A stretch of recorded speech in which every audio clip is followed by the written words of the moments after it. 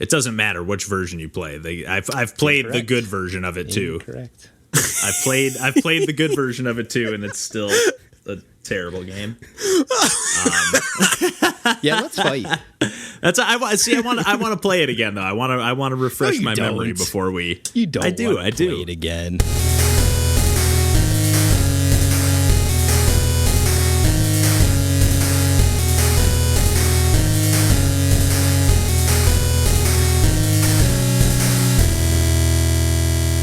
Hey everybody, welcome to Pursuing Pixels. My name's Kevin Portelli, and I'm here tonight with Randall Nolery. Hey everybody. And John Hines. Hello, hello. And it's just the three of us. You and I. I don't know why I felt like I needed to do that just now. I know but why. We've had all four. We've had a full house for a while, you know. Mm-hmm. But yeah, it might be the eggnog.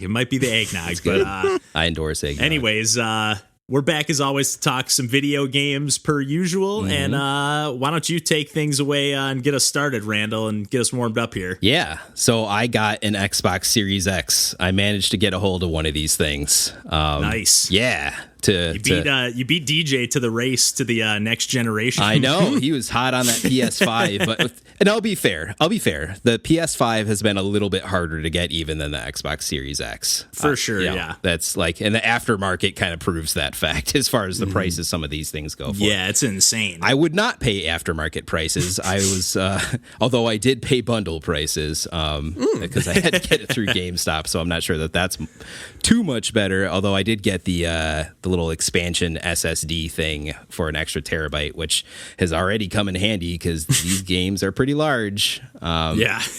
And Game Pass means that, there's a lot there all the time to download, essentially for free if you have the subscription service. So yeah, I'm constantly like, I'll download that. Maybe I'll get to it.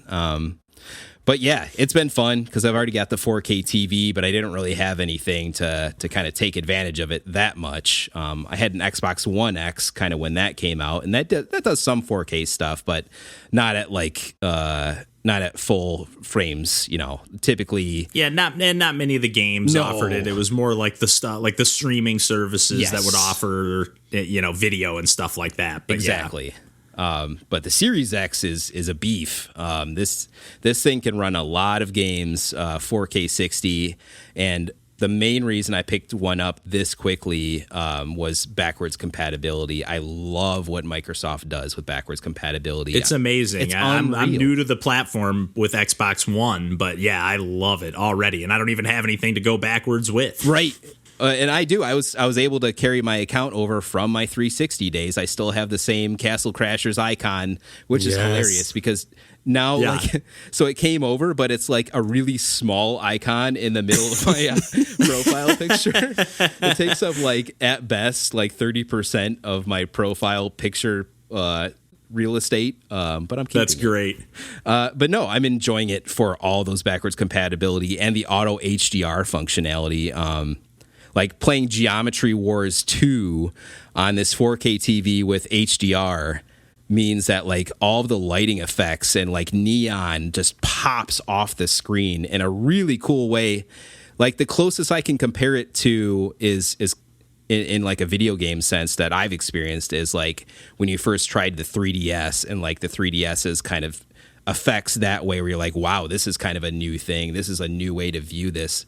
I'm getting kind of similar vibes, not in a 3D way, but in wow, this is popping off the screen a bit more than I'm used to out of a television.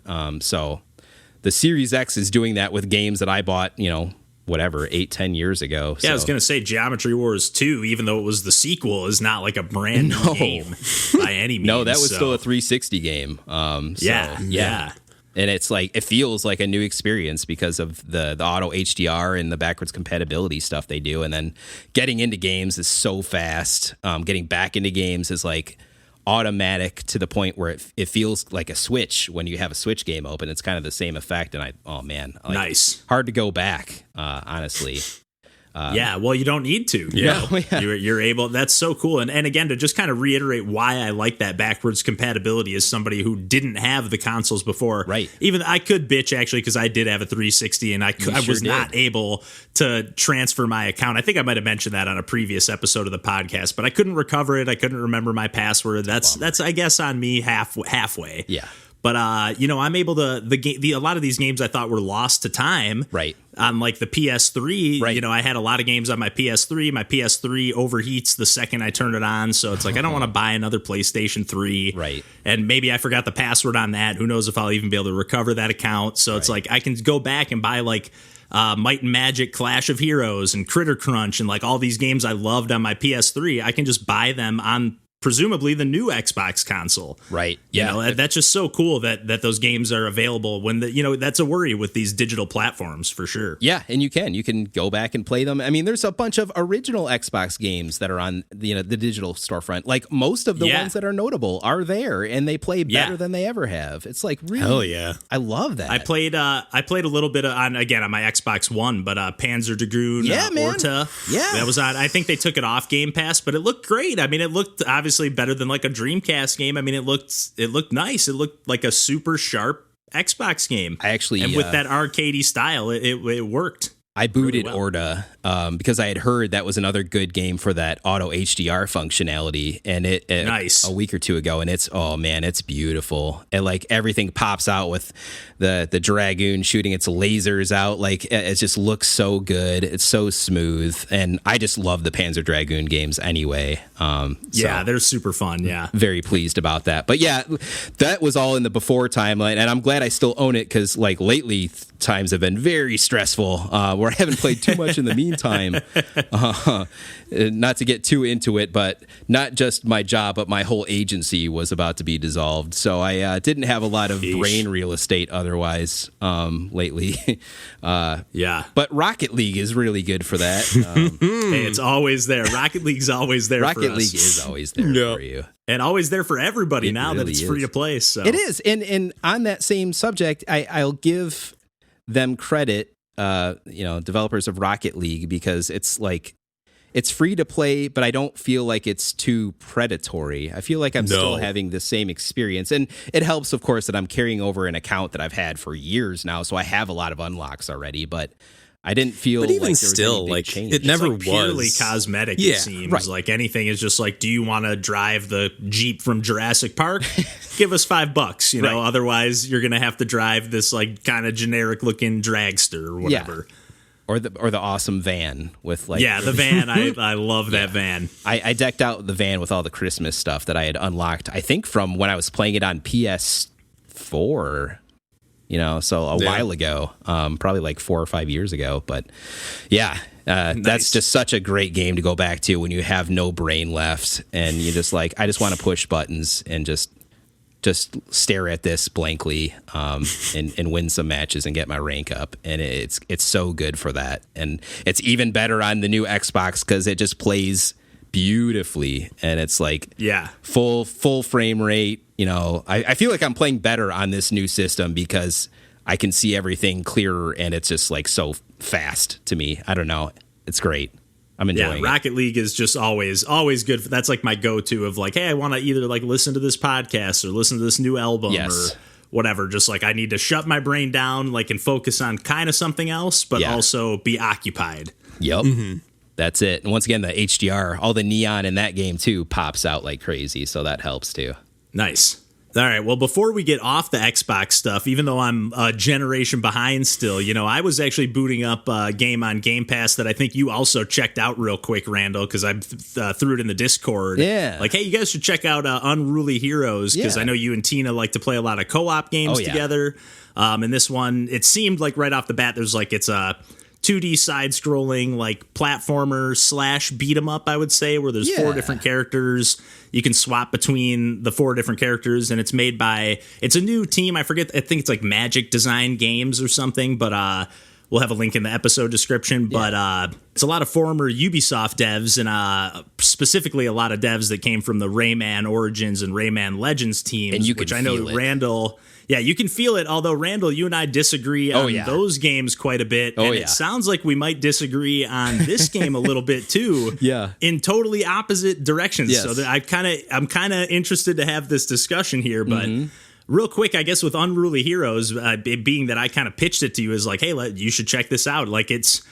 for me, Rayman Legends and Origins, like, they're kind of like a little, like, I know those games get praised as like, some of the best 2D, modern 2D platformers in recent memory. Great games. And I just like, I don't know, the controls feel kind of slippery, kind of floaty, like kind of what you were mentioning with Ukulele and the Impossible Lair to me. Like, I feel like that game just feels so imprecise, like, I don't know if I'm going to jump like while I'm running and do like a longer jump, or if I'm still not running yet and I'm just going to do this like super high, like jump where I don't have any momentum and I can't cover distance. It's all momentum based, baby. I don't know. I don't like Sonic either. So maybe that's that's fair. That's part of the problem. Because a lot of those levels are like those rhythm levels, and like the games are gorgeous. And that's certainly no exception on Unruly Heroes. At least to me, it's like it's a little more gaudy, I would say. Yeah. But those Rayman games are pretty gaudy too. Like they're really like kind of extreme in their like art style, in their vibrancy. Yeah. Yeah. And the reason I kind of mentioned this game in particular is because I can't remember why I even downloaded it, because the thumbnail for the game is just terrible. It's like this. It's like all like yellow and orange. It just like, it looks like, why would I play this game? And I don't remember why I decided to download it. The icon looks, not to harp on it too much, but it looks more like a generic like iOS thing or something. Like, yeah, it looks like a point and click game or something. Like it just doesn't. I don't know. Yeah, but I decided to download it anyways, and I was really into it. Like that, you kind of have like, you have 4 characters, but there's sort of 2 that are like, some of them have different abilities, but there's kind of 2 that are similar. 2 pairs that are very similar. Right. I guess is what I was trying to say. Where there's like 2 characters that can kind of do a double jump and have like a regular like weapon sort of attack. Yep. And then 2 characters that have a higher jump that seems to be just about as high as a double jump. Pretty close. And then you can also like kind of hold down and do like a Princess Peach like hover, little or glide. like more of like a Mario with the cape. Yep. Yeah. But yeah, it's I was really into it. Like I played. It has like a very similar structure to the Rayman games, where you're like playing one level at a time, and you have like time goals where you want to try to beat to get the best score and all that stuff, and coin collectibles and stuff like that. Which I also thought was done a little better. Like all those lums that you could collect in the Rayman games, I thought it was just like a little too much. I thought I thought this was like a little better laid out. Like. There weren't any of those like specific ones where like a lot of times in Rayman you'll have to like collect like a bigger like fat lum and it'll like trigger like a chain that you have to collect. But it's like, I don't know. I just liked the kind of more simplicity of just like, hey, just collect these coins that are on the screen that you can see.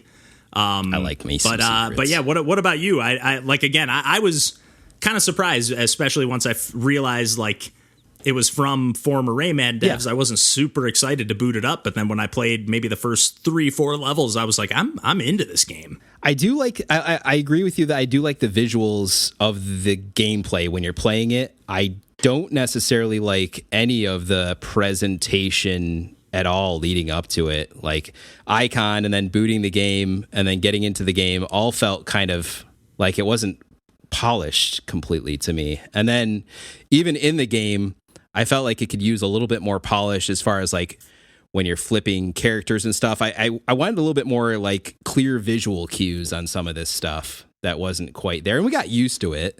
The game is pretty, but it's like judge a book by its cover a little bit, where like, I'm like, I don't know about this. The presentation's a little off. And that kind of carried through as a theme for me.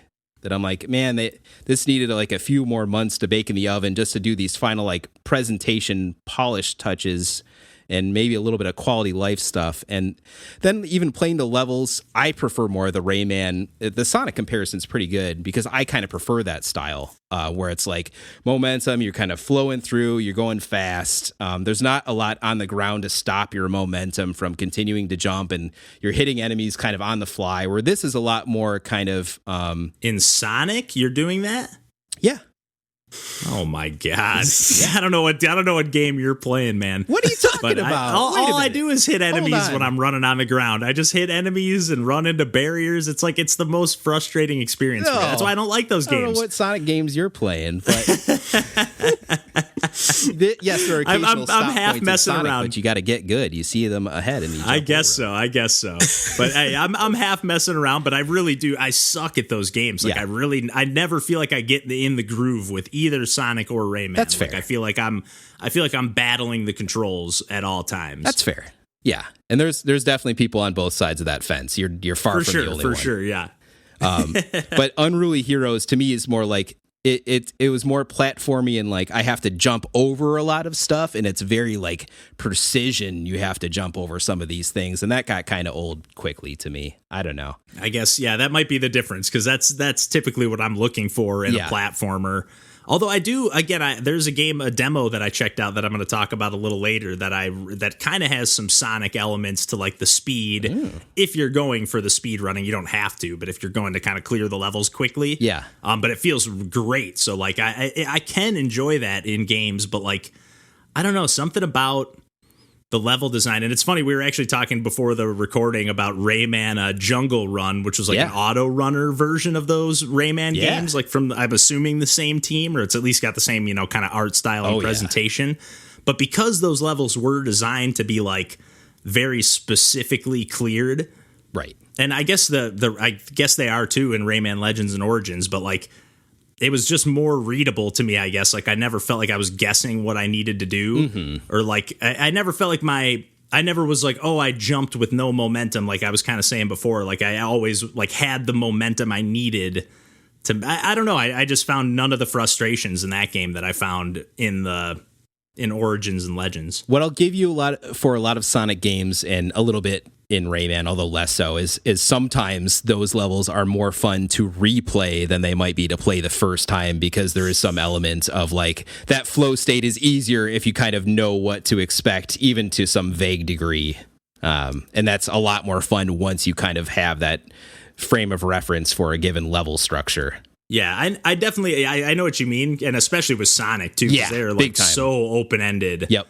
Those levels. But I think like, I don't know, I enjoy that, but like with something like Super Meat Boy, because even though you're replaying it, you're kind of doing the same thing again and again and again. But like because you know what you need to do, like there's less of that frustration for me when it's like these single screen kind of challenges, as opposed to like Sonic. Again, like I really do feel like I'm always like, when I'm running, I got some momentum. Oh, hit spikes. Oh, I hit an enemy. Like it again. Maybe I do. I'm not good at these games. But I do find that to be a frustration, to be like, why I don't go back to them. Not so much Rayman, but like, sure. I guess with Rayman, one of the things that I like more with Unruly Heroes, like the combat, especially because Rayman has these like unattached limbs, or just has no limbs really, just kind of has floating hands. And like it's kind of hard to tell, like when because you do have like a melee like punch, it's like kind of finicky. Like I would always find like my timing would always be off. Like I'm punching too late and I'm dying. Where like I love the punch. I love that attack. It's just in the flow of running. I love it. Oh, I feel like the timing is so off. And again, maybe I'm just never gotten the groove with the game, but like I feel like with Unruly Heroes, because most of the characters have like a weapon or like kind of like an actual attack. Like it does really feel like a beat 'em up kind of combat. It has a little more going on than Rayman. Like every character has like a couple more like Smash Brothers style combat, I guess, where there's like a couple different buttons and whatever direction you're facing, or up or down, makes a different attack. But I don't know. I just really found it to be like much more engaging, to the point where I am going to go back and try, because I do have Rayman Legends on the Switch and I really haven't played it.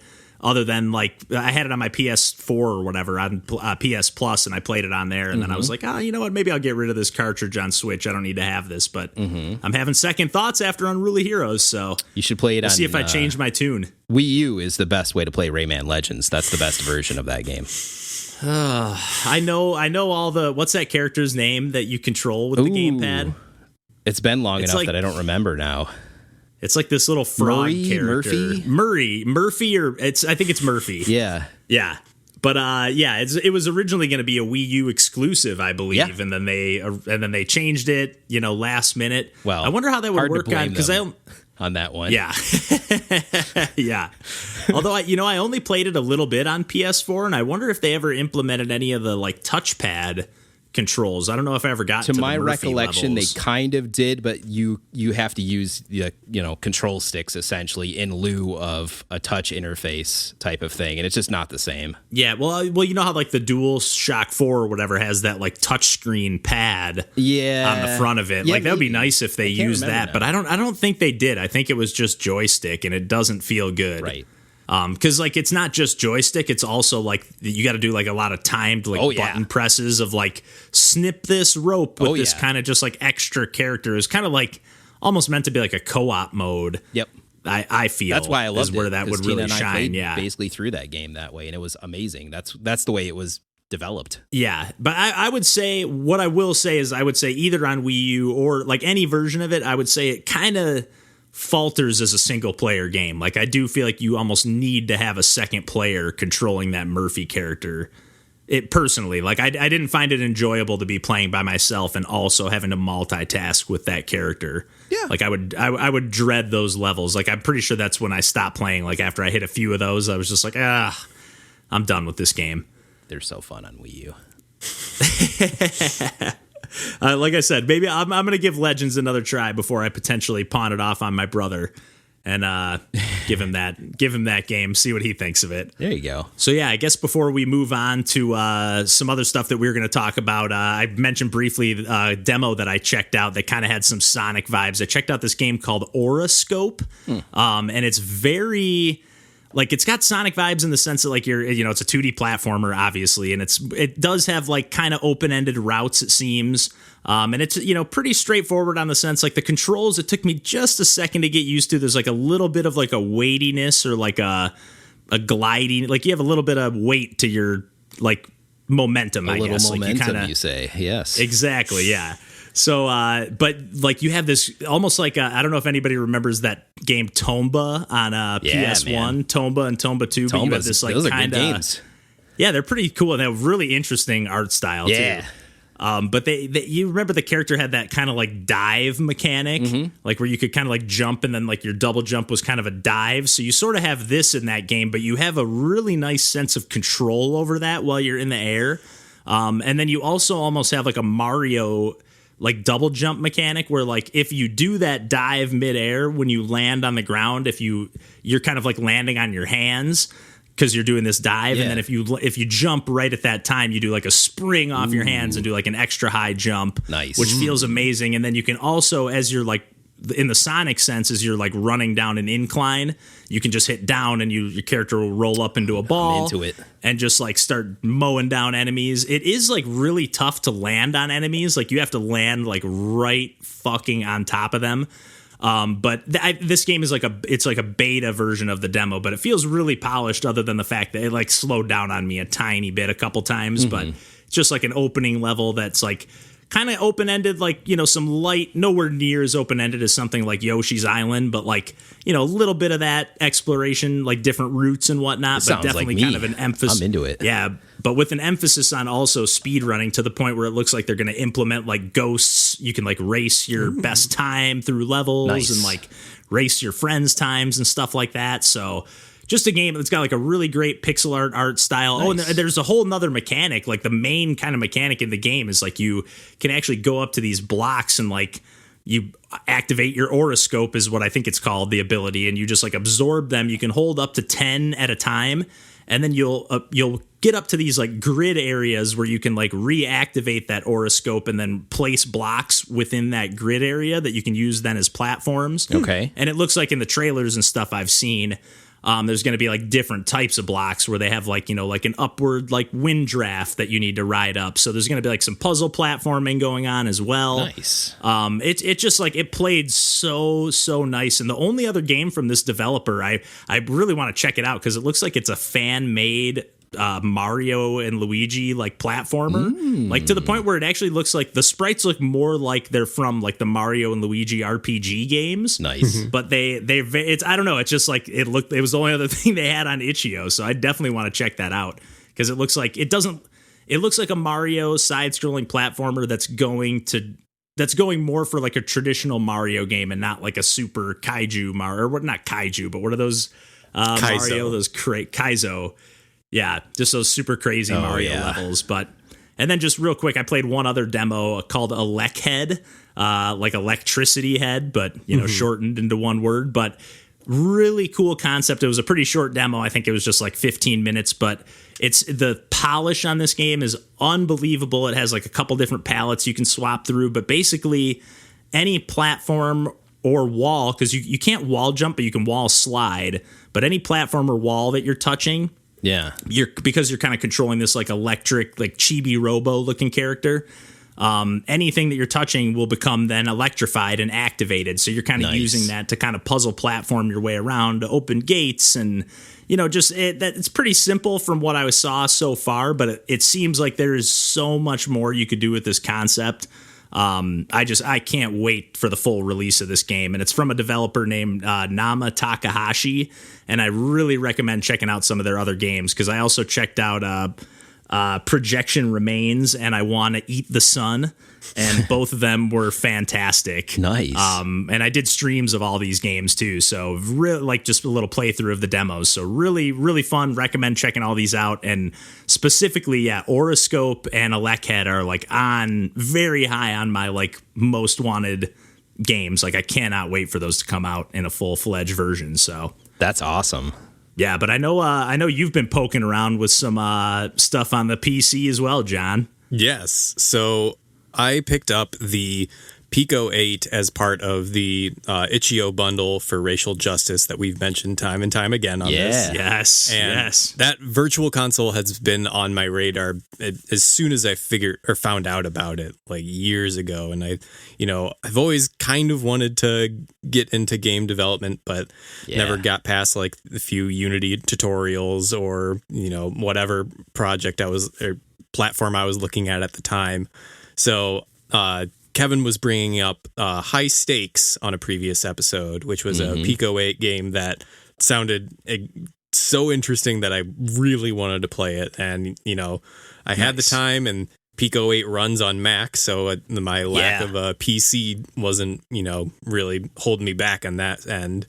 So I finally downloaded the PICO-8, started going through the explore option. I was going to say, did you do it through because you can like download the games, and a lot of them you could play right in your browser too. But you can run the PICO-8 like console, I guess, or platform. And so you were doing it that way. Yeah, I did play a couple rounds like on Itch.io, because you can just play it in your browser on Itch.io. But it did end up just like putting it on my favorites list on the PICO-8, because it did kind of, remind me of playing emulators, and like that's exactly how like I kind of associated it with, because it is, it feels like even though it's a new quote unquote console, like it does feel like you're playing an emulator if you're playing it on a computer, and with just keyboard and like the WASD keys or arrow keys. So is that how you played the games generally? Yeah, I played everything, and some of them do allow for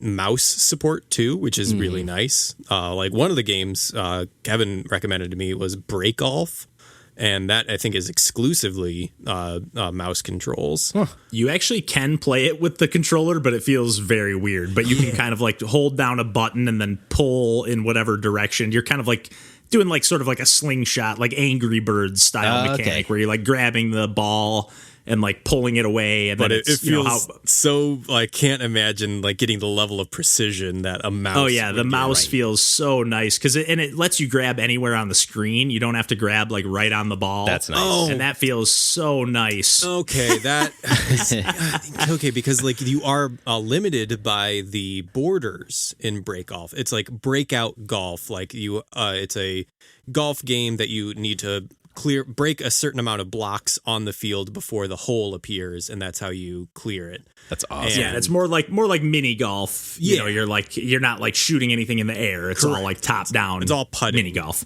But I didn't know that you didn't have to click on the ball, because if the ball was ever in the bottom corner and I needed it to go, I'm like, I'm wasting like 3 shots because I can only go as far as the border. Enough power. Yeah. Oh God, It took me a minute to figure that out as well. All right, but that was really clever idea, and I really liked that game. But like that was just, so you have these different control mechanics for different games. Nice. Yeah, and gamepad, it supports gamepad for even if you're playing in the browser as well, which is really nice. Like I just hook up my 8-bit DOE SN30, and I can pretty much. There are a few games that don't, but for the most part, you can play it with a controller. That's awesome. Yeah. Oh, it's great. Yeah.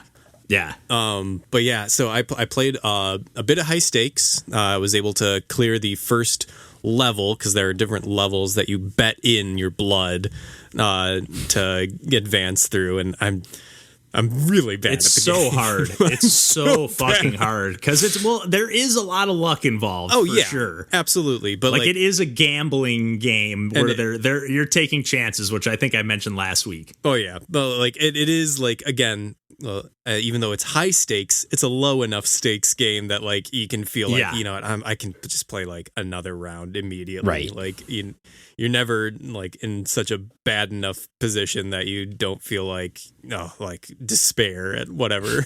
How bad. Yeah, starting over doesn't feel that bad. Like the mechanics are still fun right at the beginning of the game, so it's not like it's I got to start over to get to where I was. Like it's still fun. So. That's a sign of a great game. Oh, yeah, and I was actually able to make it to the 3rd table the other day, and it is very hard. And I think there's 4 or 5 tables total. Oh, geez. But man, but you can still go back and forth between them too. Like you can be like, okay, I don't want to play as high of stakes, so I'm going to go back and play some lower stakes tables. So I'm not putting each table your like minimum bet goes up. So. Up in the ante. Yeah. Yeah. So really, really cool. I'm glad you enjoyed that one as well, John. Yeah. And another one that you recommended to me was Molecules by Matthias. Oh, nice. And I mentioned it because, I totally forgot to mention this last week when I was hyping up the PICO-8.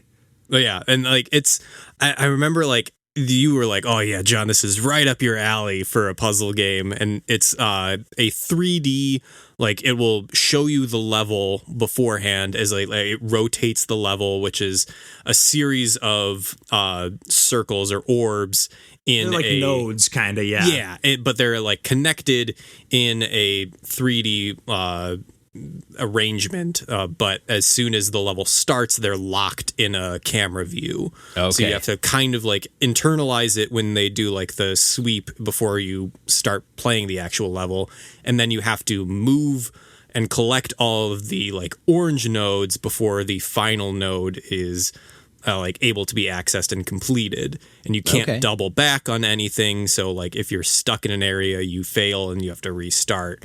And I remember like in the first like 10 levels or so, it was really it was a great way to like introduce you to the mechanics, because it doesn't really explain it other than like just how you like the directions, like you move up, down, left, and right, and then Z and X if you're playing on keyboard, or the 2 face buttons if you're playing in any other virtual way, like are the way that you move along the Z axis. In the 3D plane. So like the first like 10 levels or so are, if you grasp it and are familiar with like these kinds of puzzles, are really, really like easy. They're really easy. Yeah, I would say even the first 3 are almost like you almost can't make a mistake. Like they're like almost teaching you the mechanics, like just follow the path, and like now you see what you can do. Mm-hmm. And that's how it felt to me. Yeah. So like the first like 10 levels or so, I was like, oh man, I don't know if like this is actually going to be for me. And then the difficulty just ramps up, and that was just at the right time for me to be like, oh yeah, now I actually have to think, and like I'm messing up and failing multiple times before I'm like clearing something, and then you can get it perfect if like you never like accidentally input something wrong and run into a wall, if you make only the amounts of moves that are possible, and like then you'll get a perfect clear for the level instead of just like success. Okay. And so again, like every time I'm like, oh yeah, gotta make sure I'm doing that. Like it is a very satisfying game, and also just really impressive how it is like a quote unquote 3D game. That's what I'm having a hard time wrapping my head around. Like, we're talking about PICO-8, which is basically like a faux 8-bit console emulator environment, and we're talking about 3D. It's not chugging or anything. It's running this like. I mean, it is like smooth running. Wow. Like it looks really nice. Like when it spins, it's like this like diorama almost. Wow. You know? Because you can't control during those. As soon as you input like a motion, the screen locks in the position, and then it becomes, I mean, it's all like fake 3D and like the sweeps itself, like it's giving you a static image in 2D, like you're not able to like move around in 3D, but it is a great way to like show that. Like there are so many tricks, like what people are able to get out of this. Like we mentioned Poom on the last time we brought up the PICO-8. Like I watched a tutorial of like someone explaining how you show a like movement in a 3D like camera, and like using X and Y values on like and how you translate that onto a screen, and it's incredible. Like obviously like it doesn't look like graphically impressive, but like the technicality of it is so impressive in that respect. Like, and I'm getting flashbacks to like early 90s like PC games where like I was playing like Doom or Chex Quest or like the original Doom. Wolfenstein 3D. And like it's amazing, and that's awesome. It's really, really satisfying. But the last game I'll talk about was, because I was getting the feeling of this being like an emulator, like it was really giving me nostalgia for playing all the like SNES games or NES games for the first time, because I never owned those systems, but I played them on an emulator.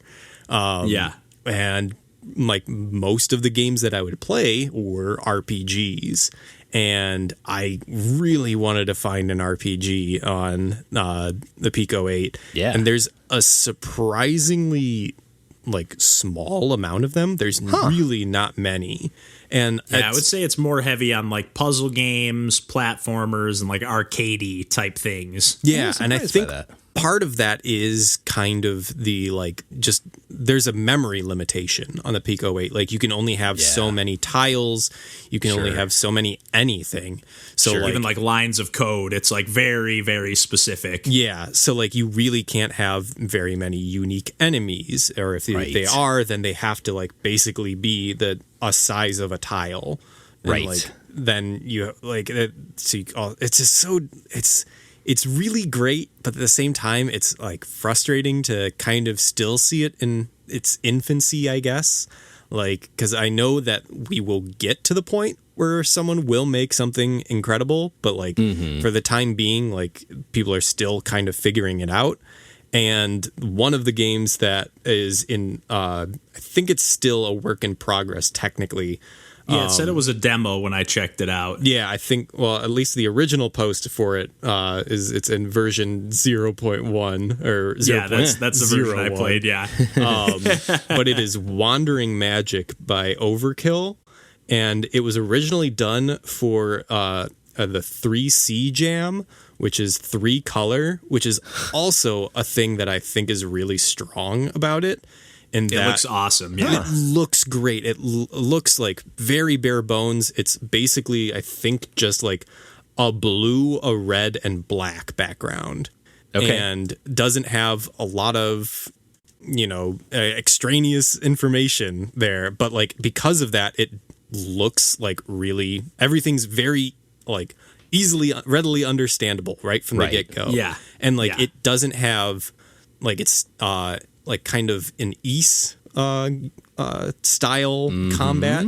So you're just walking into enemies and they're doing damage to you as you're doing damage to them, and you just got to keep doing that and going back to save points and healing. And like you'll occasionally come across a shop where you can buy a higher damage weapon or a higher defense thing. And like I got to a point where I was kind of in a grindy loop. Like I could like move forward, but I was going with like very little health, and then I was just making it to the next screen only to die. So I was like, all right, I'll just gain a few levels, like just constantly doing loop. And it was, you know, a little tiresome, but like as soon as I got over that hump, I got to an area that gave me a magic spell. Nice. So then I was, and in addition to like doing the normal combat, I was able to like cast a fireball in front of me. Nice. So then it was incredible. Like how like, and especially since there are only 2 buttons for it, like one of them is just like accepting like dialogue or like buying things. Right. And the other one is basically a pause button. So you can go and select like your cures, open up your items and stuff. Yeah. And that's basically it. Like that's there's nothing else in the game, and like it's surprisingly like deep in like the amount of stuff it has in it. And I'm like, I don't know again if like I got to an area where there were a bunch of like what I thought were entrances that didn't go anywhere, but then I also went down another path and there was a bunch of doors that did lead to things. So like I don't know if the game is incomplete at this point, but at the same time I know that there's still a bunch of other stuff that like I haven't got like done in the game. Like I know that there's still more content for me to do, so like I'm really enjoying it, but I'm also like mostly just really excited for what is going to come for this system, because I think like people are constantly pushing it to its limits and discovering new ways to get around its limitations, and it's just, I think it's incredible. Man. Yeah, you gotta, I really am looking forward to when you have a little more time, Randall. Yeah. And you can check out some of this PICO-8 stuff, because every time I'm playing, I'm just like, yeah, although I'm wrong all the time, obviously, as we disagree on Rayman and Unruly Heroes, I'm never right when I recommend a game to you anymore. But every time I'm playing PICO-8, I'm just, there's so much shit on, not shit, there's so much good stuff on there. Yeah. That like even if we don't agree on the same games, I mean there are just so many games like you find, and not often, but like a lot of times I'll find a developer and or find a cool game, and like all of a sudden that developer made like 20 other games. Nice. You so easily access that through the exploring and the explore menu. And like, yeah, that just feels like a treasure trove when you're like, oh, that game was pretty good, pretty polished, like better than most. And then all of a sudden you're like, oh, and they made like 10 other games. Holy shit, I got to check these out. So I do. Yeah, and again, I even high stakes. Like, Christman, like I made another game that was, I think called Pork-like, which was I played a tiny bit of that earlier too. Yeah, and it's a rogue. Like it feels a lot like Rogue, and it has, honestly, it made me really respect Crypt of the Necrodancer. Yeah, because it has a lot of the, like, if you just remove the like timing elements from Crypt of the Necrodancer, like that is just like a really faithful rogue game. Like in the most like literal like definitions of the game. Like roguelike gets like thrown out a lot, but like if you're going back to like actually playing like the original Rogue, like that is exactly the experience of just like a polished like version of that is Crypt of the Necrodancer, or Pork-like in this case, where it was like I was getting into a room and I was just like, yeah, this feels like I'm running into an ASCII, like a kobold, which is just a lowercase k, or like, and it felt really good. Yeah, another cool thing too is that same developer, Christman, I think they have a bunch of like packs that you can use where like if you're trying to make your first peek, like they have like lessons where you can, I'll have to double check, but I know there's one of the developers, I'm almost positive that was them. So if I am right, I'll put links in the episode description, because it seemed like that was like a good place to start. I did see some people saying like, hey, I just made my first game using Christman's pack, and like they were definitely using that same character from Pork-like, and it was made by somebody else. So yeah, I'm almost positive I'm correct. It's a really supportive community, and like I'm so grateful that it exists, because I think it's just a net positive and overall. Yeah. What a cool thing. I'm curious to see, are you planning on messing around more with the development end of things, John? Because I know you said you were messing with the tile sets a little bit and the music a tad. I was, but I think I'm going to hold off to go deeper into that before, like, until I have something of worth anything anything worth to show.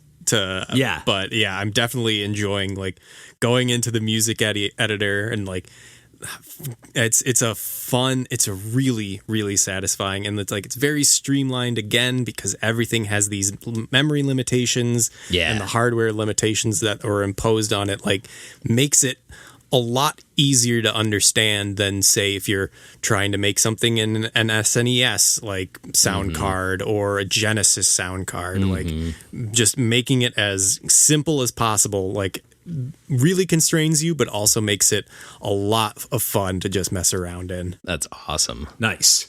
Well, yeah, before we wrap up real quick, I wanted to just briefly mention one more game real quick, and also just say thank you real quick to the developer of this game, Zed Squadron. And they also go by Sparky Games, I believe, when I booted up the game, but it's a game called Sprout. And the game has a dash before and after the word Sprout, because there is another game called Sprout, I think, on Steam.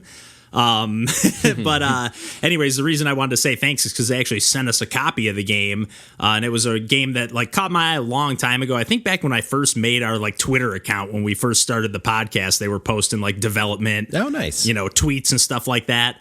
And just recently, like, we were having a conversation and they were like, hey, if you want to check it out. And so I did a stream of ended up playing through the whole game, which is, it's kind of a bite-sized 2D platformer, like single screen levels, like really zoomed in tile set, really kind of almost PICO-8 style graphics, like a little bit beyond that, but kind of along those lines. And like, you essentially just have like a Celeste style dash that you can dash in, octo directional, any of 8 directions. And you can essentially, it's built around speed running. You're just trying to get through these 5 zones as fast as you can. There are some collectibles that you can double back for an extra challenge. But it was cool. The developer was hanging out in the chat the whole time while I was playing through the game and chatting. There were a handful of other people in there as well. So it was just a ton of fun to play through that game. And that was like the first time we've done like hey, let's sync up and do a stream. We've been doing a lot of streaming lately, but not so much like with the person who made the game hanging out. So even though I was a little nervous, because I did feel bad, I was like swearing a bunch, and after, like just at myself, I was just dying a ton. Sure. And like, oh shit. And they were like, oh, I was a little worried that you weren't liking the game. I was like, no, that means I'm into it. Like the more I'm screaming at the TV, the more I'm into the game. Because so I felt a little bad because my brother mentioned one time he ducked into one of the streams. He's like, man, you swear way too much. So I'm always self-conscious about that now. Yeah, I'm trying to get on the leaderboards, and that is a cool thing about this game is it does have leaderboards. I'm 35th overall on the for the whole game itself. Ooh, so nice. But it has each of 5 zones. There's I want to say 100 levels. I think each zone has like 20 single screen levels, but I mean they are like bite size. Like, again, I beat the whole game in probably about 45 minutes, but I will say it is certainly a game I intend to go back to and like try to better my times. And like it just felt really fun to play. Each of the 5 zones had like a new mechanic that it threw in, kind of Celeste style, where it's like not a new mechanic for your character, but a new mechanic in the level design. So just a really cool game that I kind of like. Again, it came out like right at the beginning of the pandemic or shortly thereafter, and I just kind of fell off my radar, and like thankfully got in touch with them again and was like, oh yeah, we should do a stream. So glad we did that, and just super wanted to say thanks again. And you're streaming all the time. Squadron. Yeah, all the time. Pretty much any game I talk about these days, like if I enjoy it, which is if I'm talking about on the podcast, I enjoy it. But if I'm enjoying it, I'm probably going to do like at least a quick like kind of showcase of the game on our Twitch or on our YouTube. So yeah. I guess that's probably as good a place as any to wrap things up for the night, eh, guys? Yes, sir. Cool. Well, speaking of the YouTube and Twitch, we got links at the bottom of the episode description here. We've also got Instagram, YouTube, all that stuff. Otherwise, you can find us at pursuingpixels.com. You can email us if you want at pursuingpixels@gmail.com. And link to the Discord at the very bottom. Come hang. We're always throwing out like what we're playing, talking about, what else we're looking to play next. give us a shout. Let us know what we should check out next. But otherwise, until then, we will catch you next week. Take care, everybody. Bye. Bye-bye.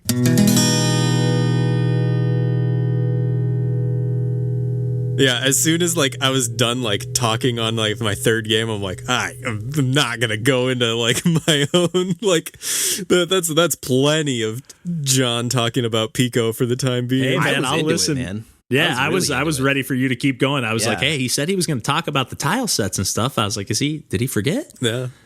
Oh man. But for real, there was a tutorial. I joined I have a Reddit account that is specifically for modular synthesizers and now PICO-8. You don't have to make excuses. I've got a Reddit account from a long time ago too. We all know. It is what it is. Yeah. It has its purposes once in a while. Like those are the only communities I'm a part of on that. But like man, I was someone like that people just post tutorial videos on there, which is great.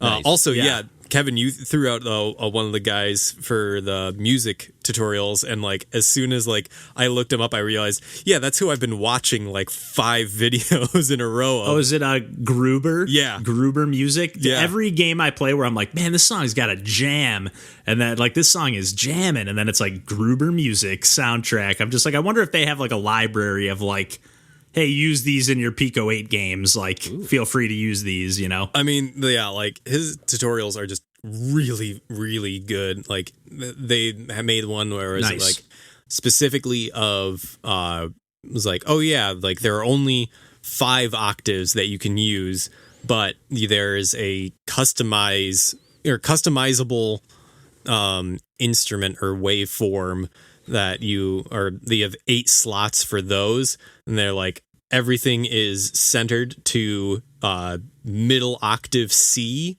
and he's like set any waveform that you want to use to like the bottom octave, and then they will be like, okay, now go an octave lower than that, and then like that's how you can go like beyond the capabilities. It's like just cool like tricks that are I know that you can rotate tiles so that you don't need to like make like say like if you're making a circle that takes up 4 squares, you only need to make a quarter of it and then rotate it. Right. But like I haven't figured out how to do that, so like there's just constantly like little things that are like just little secrets or whatever that you need to like.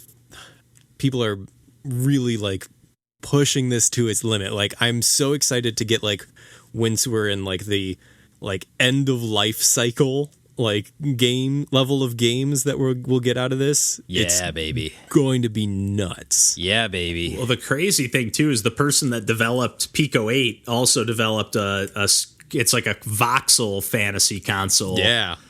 I haven't checked. It looks a little more primitive, but it looks pretty cool. It definitely looks like it has some potential. Yeah.